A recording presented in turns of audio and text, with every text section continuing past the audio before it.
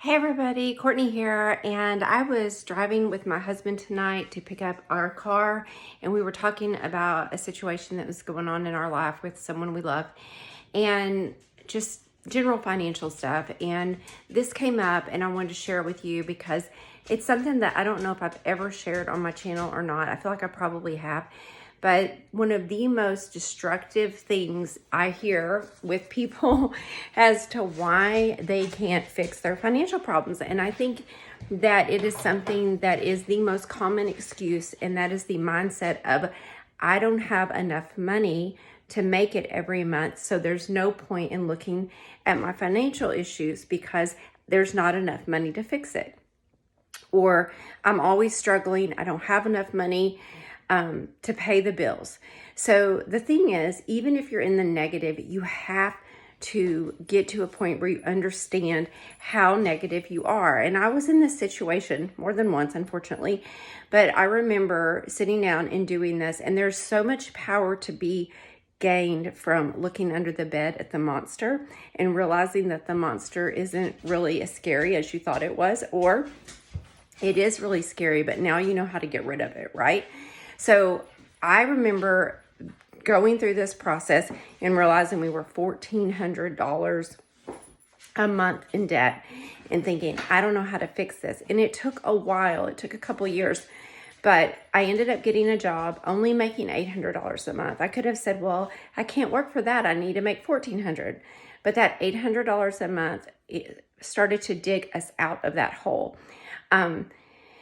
Then we ended up selling our house. That took about a year, and we purchased another house that was cheaper. But in life, saying to yourself, there's no point because there's not enough money, is only going to keep you stuck.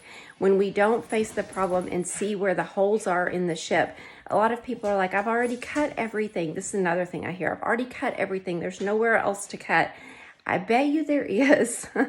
And the thing is, it's only for a brief amount of time. If you love that gym membership, maybe you don't have to give it up. Maybe you can give something else up. Maybe you can find a cheaper gym. You don't always have to give up the things you love in order to cut back. Maybe you're spending $5 at the gas station every day, or the little convenience store, or the Dollar General, getting snacks or whatever, or you're going to the grocery store every day. There are areas where every one of us, even myself, could cut back if I needed to. So instead of saying that I can't fix this, decide to go in and look at your problem, and don't worry about being perfect. If you want to go in and look at your budget and you're like, I don't even know where to begin, look at your debit card bill, look at your bank statement, go in and look at your checking account, go through all your purchases and transactions, and maybe just like, let's say it's the Dollar General. Go in and add up how much you spent at the Dollar General. And if it's $100 a month, see if maybe you can figure out ways to do less, to maybe $50 less. When we were seeing this therapist, my husband and I, when we were talking about getting married, and long story short, we had all these kids, 5 teenagers between us. We have 6 kids, but we had 5 teenagers at home.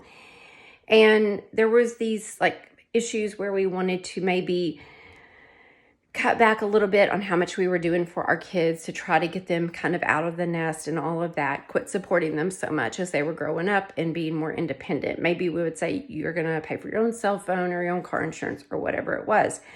Well, our therapist told us, instead of doing something 100%, can you do it 50% or 30%? And that really helped me, because sometimes doing something is big is scary. So considering how can I reduce my spending? How can I make a little more? Not how can I solve this huge problem, but how can I make it better? So first things first, write down all your bills every month that you know are fixed, and then look at the non-fixed items on your debit card. This dog, he's always gonna bark. Okay, that's my cue. Bye.